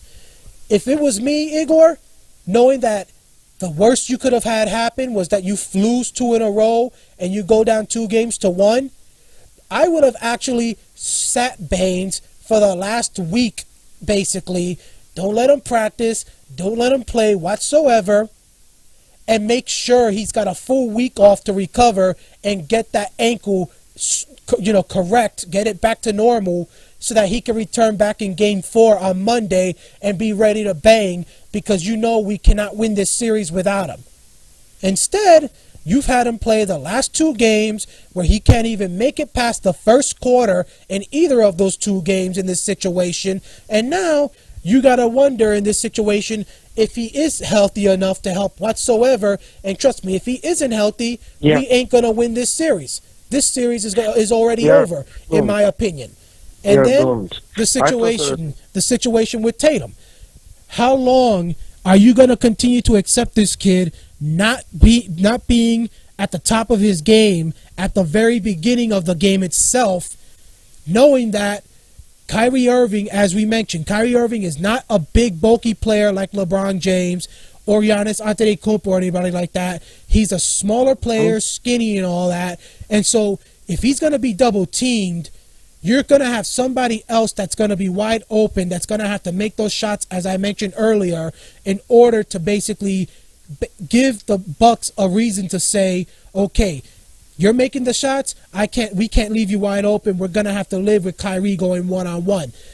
How long can you accept Tatum being your starter if Tatum isn't going to be ready to actually go, get on the ball the moment the ball is tipped to start the game? Games 1 and 2, he didn't do a damn thing.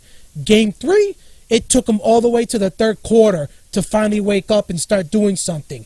I'm shocked that we actually got him to about 20 points. But again, it took half the game. And by the third quarter, the officials took over the game, as you and me mentioned. And so his impact really didn't mean a darn thing by that time. Game 4 now is a must-win. Are you going to actually take the chance that Tatum is going to show up at the very beginning of the game? Or do you actually make a change and put someone like Hayward in, who is a veteran, that you know, if you're Brad Stevens, you should know better than anyone what Hayward is capable of as a starter because you coached him in college. And we all know what he's capable of because he was an all-star in Utah. Do you take the veteran or do you stay with the young player who hasn't been who we're seeing the pressure might be too much for him with everything that's going on? You know, so there's a few things I'm seeing out of Brad Stevens in this series. And then, again, going with Ojale, going with Tice in 2 straight games. Why not consider going with somebody else in this situation, Igor? Going with someone like, why not give Yabusele a chance? Why not go with Robert Williams, who's a little bit taller in this situation than Ojale? Why continue to choose the same 2 guys, especially if the officials are telling you we're not going to give them a respect, we're just going to keep calling a foul every time Antetokounmpo attacks? Why continue to risk it? And then keep throwing Horford and Morris every couple minutes back in because those guys are close to fouling out. Brad Stevens, is making a few decisions that I can say, if Baines is not going to be able to play, use all 4 bigs you have left over off the bench to give Morris and Horford some extra time. By the time the third quarter, the end of the third quarter came, those guys, Morris and Horford, looked winded, in my opinion. They looked winded to me because they really weren't getting any time to rest due to the fact the officials were not allowing Ojale and Tice to really play. Brad Stevens, in my opinion, is not showing, whether it's on or off the court, the smarts to really actually do what he's supposed to do as a coach in these playoffs. I know Doc Rivers would have been having the mentality he has to in this situation if we would have had him. And again, ladies and gentlemen, I have no problem with Brad Stevens personally. Don't get it wrong in this situation. But I also know what's on the line in these playoffs as well. We don't make it past the Milwaukee Bucks, we probably end up losing Kyrie Irving, which means you don't have no superstars coming this way the moment Kyrie Irving walks out that door if he decides he doesn't want to stay here. Which means you ain't trading for Anthony Davis because Anthony Davis is not going to want to stay either if you end up trading for him. So there is a lot riding on this series for you. And it is going to be terrible if we lose this series all because the coach is still coaching with the mindset that he had in college rather than adjusting to the NBA coaching instead. Yeah, like I said, he's mixing the rotations. His rotations are making me really mad. You mentioned many good takes. I don't know what is wrong with Baines, but even if Baines is with one leg, you must play Baines. I'm even considering starting Baines in the place of Mook Morris, but Mook Morris is playing well consistently against Bucks those 3 games. So I would probably say keep Morris and Horford as the starters and Baines from the bench. Baines must play 18 to 20 minutes. The statistics are showing that the Celtics are winning when the Baines is playing 18 minutes and more. Why? Because he's setting the tune defensively, and he's the best Celtics rebounder, so as the Celtics' best screen setters. Also, he showed in game number 1 in the pick and roll sets by being the second screen setter and allowing guys like Hayward drives and easy points. So he's the guy who is intelligent. He can even shoot the threes right now, and he's a very useful player for his money. An important player because, like I said, individually with Smart, those are 2 best defenders of the Celtics. Third is Al Horford, but Baines and Smart have higher defensive rating overall. So if we don't have Smart and if we don't have Baines, it will be really hard for the Celtics to adjust defensively on those running Bucks. Like I said at the page, I'm rooting for the Celtics get back to 2 Marcus's lineups that changed the course of the season after that start 10-10. Irving, Brown, Marcus Smart, Marcus Morris, Al Horford. Then from the bench, you would have the super bench in Terry Rozier, Jason Tatum, Gordon Hayward, and Aaron Baines. Please, If you don't have any need for it, do not play Ojale, do not play Thais, and the rest of the bench guys, because we must cut the rotation short. We must play, maximize the potential of the roster, and we didn't do that yet in the playoffs, in my opinion. So I'm rooting for starting two Marcuses, and I'm rooting for giving Baines 18 to 20 minutes per game, because we need him to set the tune defensively, and we need Smart. If you have Smart in the starting lineup, and if you put Jaylen Brown to Chris Middleton and Marcus Smart, for example, to Nikola Mirotic, you can then hide Kyrie Irving on Eric Bledsoe, and nobody outside will bug you. And about overall tactics, Daniel, we discussed in the chat number 40 about how the Celtics defeated the Bucks in the game number 1. I think that this is exactly the recipe how the Celtics should play in the game number 4. In other words, we must play again backline defense, to pack the paint, to load it up front, because we must stop points in the paint. The points in the paint killed us 52 plus 28, 52 points in the paint for the Bucks, the game number 3. We must not allow the similar situation to happen in the game number 4, or we are screwed. What is the solution? The solution is Aaron Baines and Al Horford to play a bigger role. Aaron Baines, when he's paired with Al Horford, is playing center, obviously. Al Horford power forward, similar to Mook Morris. Again, two Marcuses will give energy, and you would have the good bench, and the other side, bench must step up. I mentioned the bench was horribly outscored in the third game, like 42-11 or something. So Terry Rozier and the rest of the guys from bench must play better. I will say that you are correct. I said that letting go Greg Monroe was a mistake, and not giving him license for the playoffs and trusting Daniel Theis. I don't know what Daniel Theis did so special this season, Daniel, to earn that trust from Brad Stevens and the guys. I'm not against Daniel Theis, but if you tell me that he can guard the massive centers and back centers, I can only laugh at you. He is not what the Celtics need. On the other side, we saw Greg Monroe entering for Philadelphia 76ers against Toronto Raptors on the game number 2, and Greg Monroe completely from the bench alongside Ennis, he changed the tune of the game. He outscored, praised Toronto Raptors bench, and he practically, gave energy lift to necessary energy lift to the Philadelphia 76ers starters. So tell me, Danny, would you like to have Greg Monroe as your third center right now, who can give you offensive production, or Daniel freaking Theis, who is doing nothing but giving fouls and easy free throws to Giannis Antetokounmpo and playing like a wood planted in our, restricted area? This is the huge mistake, like I said. If you're going to play against physical teams, you need physical guys and experienced physical guys. The people that are posting at our page release Robert Williams. What Robert Williams can do?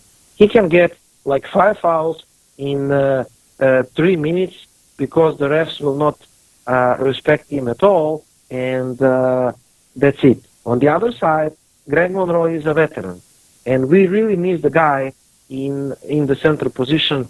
You are spot on, Daniel. Again, we need Marcus Smart, we need Aaron Baines, we need defensive changes that I was talking about to pack up the paint, but to help on Giannis, but to be careful from which players are you going to send the help. If you're going to send the help from Chris Middleton, you're going to be killed from outside. Mirotic so-so. Pat Connaughton, he scored 4 threes. I'm not going to bet that he will do it again. So maybe we can help of Pat Connaughton, Eric Bledsoe. George Hill is in form, so maybe we can help of him. But again, You must not pack up the paint, prevent the driving lanes. This is the task number one. But task number two of the defense will be to stop transition defense and to help at the 3-point line. Because if you're going to pack the paint and send help from Mirotic, let's say, to double team Giannis in the restricted area, when you double team Giannis in the restricted area, he had 4 assists in the third period to the shooters. He will pass the ball to Mirotic, to open shooters, to Middleton, and they will kill you with the threes. So you must double team, you must pick up the paint, but also the backcourt players must rotate well at the help side so that they can cover the open shooters when we send the help to Giannis Antetokounmpo. And also, scouting report must be perfect, like in game number one. So we must know from which players can we help and from which players we cannot help. And I already mentioned a couple of Bucks players from which we can send the help.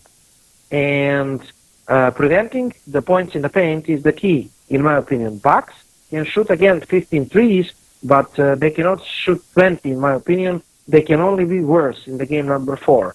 But again, they will drive to the lane, they will shoot tons of threes, and it seems to me, Daniel, like the Bucks found the receipt against the Celtics. That is, drive to the lane, drive to the lane, drive to the lane, getting free throws, and shooting open threes when we double team them, you know, and we must prevent that tactics. Also, transitional defense must be better. We know that Giannis and Chris Middleton, they love to run in transition, and we must recover. Like in game number 1, we defended transition well, and everybody, starting from Kyrie, must play the better defense. Kyrie has to play the better defense because he has played defensive rating 119.4 in the game number 3. He had 119.4, which is horrible, defensive rating. George Hill obliterated him on the court. So we must get back to the plan in the game number 1. We must tweak the rotations. Brad Stevens must short team the rotations. He must not play 11 guys, 12 guys in the decisive playoff game. And again, if we didn't change anything, we will lose. Simple as that. And I mentioned what I would change. The game plan, like Kyrie Irving said, must be better. The game plan must change. We ran too much, you know, the open shooters, and we let Giannis the space to operate down low. It must not happen. Brook Lopez was also better in the game number 3. In the defense, in the pick and roll coverages. Anyway, Daniel, on the offense, Horford must shoot better. He shooted only 5 or 6 shoots. He must shoot better. And why the hell Kyrie Irving, Gordon Hayward, and Al Horford are not playing pick and roll game that helped us win game 1? I do not understand that. Pick and pop game is bread and butter, and also we must do that in the game number 3. We went ISO. We regressed to every single bad habit that we had during the regular season, and that's why we have lulls, offensive lulls, in the third period in the games number 2 and 3. And when we regress, when we play ISO ball, when we don't pass the ball, then the Bucks are getting turnovers, running in transition, getting easy buckets, free throws, and we are losing. Simple as that. That's from me about the game number 4. Again, the series is not over, but if we lose the game 4, it is over. The only team that recovered from 3-1 deficit was Cleveland Cavaliers 2016 finals with Kyrie Irving. But it will not happen again in how many years, I don't know. So practically that's it from me. Daniel? Again, the game 4 is going to come down to how does the Boston bench respond first and foremost. Again, for all those people that are hating on the situation with Kyrie Irving, you know, Kyrie Irving had a much better game yesterday than he had in game 2. Scoring, shooting wise, he may not have had a good game, but he still scored 29 points in this situation. The post that I'm just about to put up, Igor, in this case, for you to actually hear what I'm mentioning here in this situation. Game one. Now this is me kind of mentioning the matchups in this situation. Game one, it's Kyrie Irving versus Giannis Antetokounmpo. Kyrie Irving scores 26 points, but no free throw attempts whatsoever, so he scores 26 points just simply making his shots. Giannis scores 22 points, but has 5 points on free throw attempts. He goes 5 of 10 from the free throw line. So, ladies and gentlemen, Kyrie Irving wins game one in the head-to-head matchup between the two. In this case, if you take the free throws away, Kyrie Irving outplayed Giannis Antetokounmpo. The Boston starting lineup, Igor, in this case, meaning the rest of the starters, take away Irving and Giannis. So we're talking Horford, Morris, Brown, and Tatum versus Middleton, Bledsoe, Lopez, and in that game there was Sterling Brown who started. The rest of the starting lineup for Boston scored 52 points to Milwaukee's 28. The Boston bench in that game, however, was outscored by the Milwaukee bench 40-34. So again, Irving outplays Giannis in the top player matchup, even with Giannis getting 10 free throws and Kyrie Irving getting 0. In game 2, Kyrie Irving scores only 9 points, no free throw attempts. Giannis scores 29 with 13 of 18 at the free throw line. So think about it, Igor. He goes from 10 free throws in game 1 to 18 in game 2. Take away those 13 free throws, he only scores 16 points on the shots. So in a way, you only outscore Kyrie Irving by 7 points. Really. For you being head and shoulders better than Kyrie in this case. The rest of the starting lineup for the Celtics, remember this was game 2, so the Bucks ended up removing Sterling Brown to put Mirotic in. The Celtics starting lineup only scored 53 points. Milwaukee starting lineup scored 68. The Boston bench scores 40, and the Milwaukee bench scores 26 in this situation. Then in game 3, yesterday's game, Kyrie Irving scores 29. He goes 11 of 12 from the free throw line. Giannis scores 32. He goes 16 of 22. So from 10 to 18 to now 22. You think tomorrow, Igor? Monday night, it's going to be... Monday. You think Monday night from 22, it's going to go up to 26 or 30 free throw attempts now for Antetokounmpo? Every game thus far, the free throw attempts for him alone have gone up in this situation. But, once again, ladies and gentlemen, take the free throws out of it. Take the 11 away from Kyrie Irving, he scores 18. Take the 16 away from Giannis, he scores 16. So Kyrie Irving once again outscores Giannis Antetokounmpo in actually making the baskets. Yet Giannis is the bigger player, gets all his shots up close, while Kyrie Irving is having to shoot from outside and has to be dealing with all these big guys double teaming him. The Boston starting lineup, Igor, yesterday scored 71 points, again without Kyrie Irving's numbers being included, to the Milwaukee starting lineup scoring only 49 without Antetokounmpo. The big number, the Boston bench scoring only 16 to the Milwaukee bench scoring 42 in this situation. So, thus far in all 3 games, Kyrie on baskets alone is keeping up with Giannis in these games. In game 1, he outscored him overall. Game 2, he kept it close. If you basically get rid of the free throws for Giannis, Giannis only outscores him by 7. And in game 3, he outscores him in this situation if you take the free throws away. With the free throws, Giannis only outscores him by 3, but needed to take nearly double the free throws to do it. So there ain't no way you can blame Kyrie Irving for what's going on in this series, because he's doing his part in terms of actually keeping up with Giannis Antetokounmpo. Monday's game, Igor, it's going to come down to the bench. As simple as that. Is the which bench is going to show up in this situation? The Boston bench, because I have no doubt in my mind that we're going to see a much more better Kyrie Irving. We're going to see Al Horford respond. We're going to see Morris respond. We're going to see Brown respond. And who knows? I have a feeling Tatum will probably respond after hearing the crap about him for the next 2 games, whether it's by us, whether it's by everybody else, that now it's 3 games you really haven't done well. And knowing that also everybody's going to say that pretty much the season is on the line come Monday, he's probably going to respond. The question's going to be, what about Hayward? What about Rozier? What about Baines in this situation? Will those 3 respond, and will we even see Baines on the start off the bench?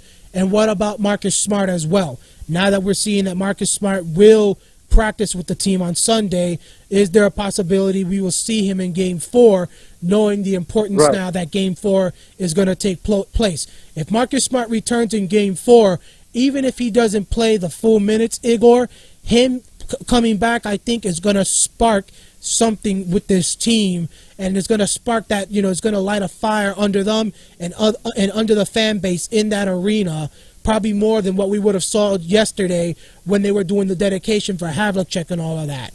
So Brad Stevens has got to get Aaron Baines to play and give him back the minutes he was supposed to have in the last 2 games, in my opinion, and I expect us to win Game 4 in this case. If we don't win Game 4, there's probably no reason to even watch Game 5. I mean, you're correct. Again, you will remember what I said after the game number 1 and dominant performance, when some Celtics fans are talking about sweeping Bucks, which was so funny at that point. The Bucks are best team in regular season and really good team, as you can see right now, Celtics fans. So after game 1, what I said was that I want the Celtics to jump right into Milwaukee Bucks throat. Milwaukee Bucks were just like a boxer who hit the floor, and the official was counting Bucks to get up. 1, 2, 3, 4, up until 10. And Boston Celtics, with their approach to the game number 2 mentality, somebody on our show, I think Matt Drury, talked that we played a good first half, and then we stepped back and said, okay, we have 2 games in Boston and we will take care of the business in Boston. And we didn't show up in the second half of the game number 2. So, Daniel, that kind of approach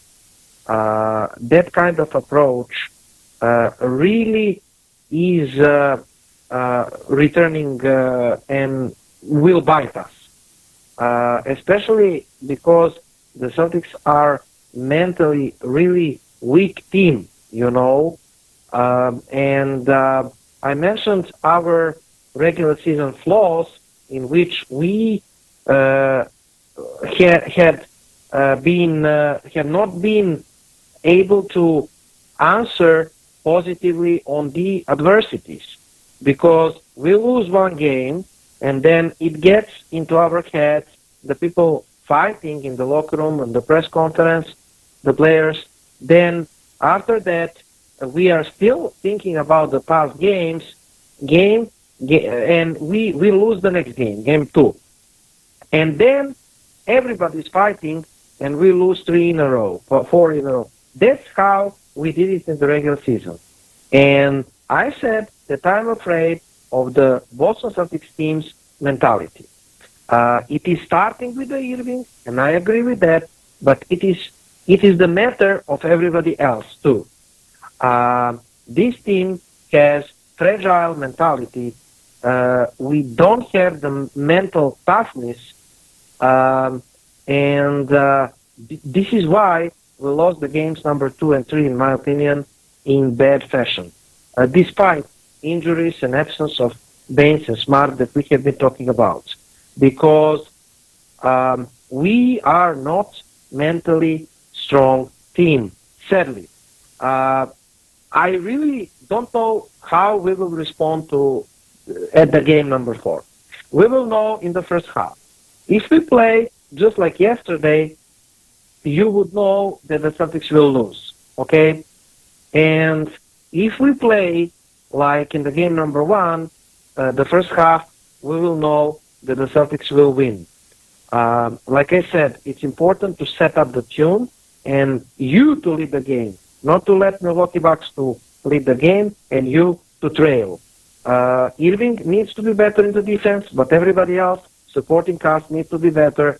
The bench needs to be our bench needs to be ashamed of ourselves because they got terribly, horribly outscored. You mentioned the bench key. And the Stevens needs to get to his senses and cut the freaking rotation down and play the big lineup against Giannis, not the small lineup, because if you play the small lineup against tall lineup, they are going to destroy you. And they are playing the tall lineup with Antetokounmpo, with Middleton and Mirotic at 3.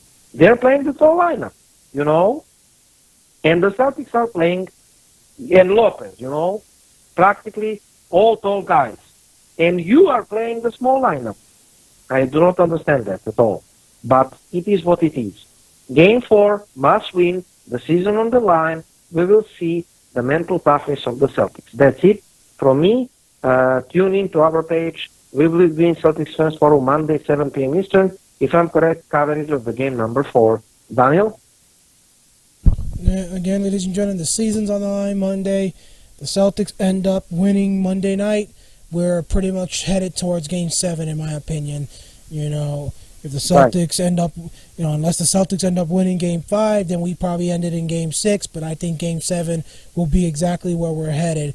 But again, I expect the Celtics to respond in this situation and take Game 4.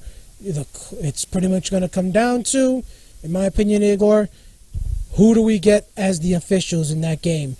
That morning, depending on who we get, that will tell us a lot. We saw in the game yesterday. I ended up explaining to everybody. I messaged you and the rest of the guys in the team. I said I think the fix is in when I saw those 3 names and I saw the information about them.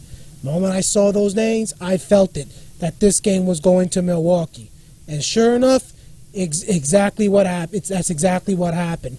Hopefully, we're gonna find something that'll come in the Celtics' favor tomorrow when it comes to the 3 officials Monday. When it comes to the 3 officials mentioned in this situation, that can actually help the Celtics in the situation, because again, you've now got 1 game that's been fair, 2 games that have gone Milwaukee's favor. We need to, at some point, unless the NBA is going to screw the Celtics like we say and guarantee Milwaukee wins, something has got to be done to actually see the officiating start going the other direction in order for the NBA to say, hey, 2 games went the Milwaukee's way, 2 games went the Celtics' way, 3 games went fair, whatever the situation may be, something like that. But we got to see something at some point start going Boston's way when it comes to the officiating in this series. Let's say in this situation, the next 2, something like that, and then the last 2 are fair at some point.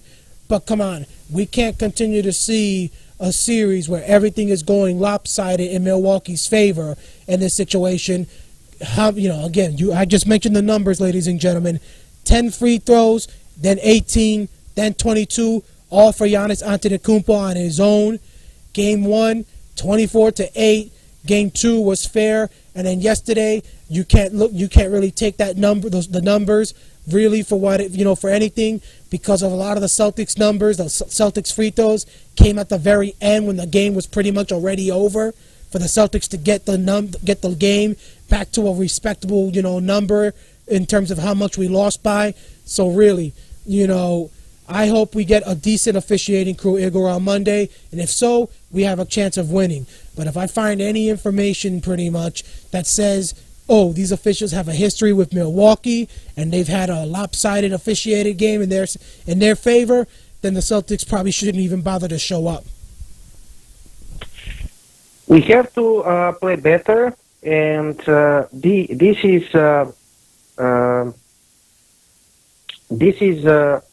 must do. Officials are not going to give us anything. We must play better. Season online. If we don't play better, it will be over in 5 probably, and that's it. Root for the Celtics, and we really hope that something will change. The Celtics media keep producing some gossip, and sadly, this is sad example how the media cannot support its own team. They are supporting Bucks. Celtics media are supporting NBA office, NBA officials, everybody except the Boston Celtics. The good thing is that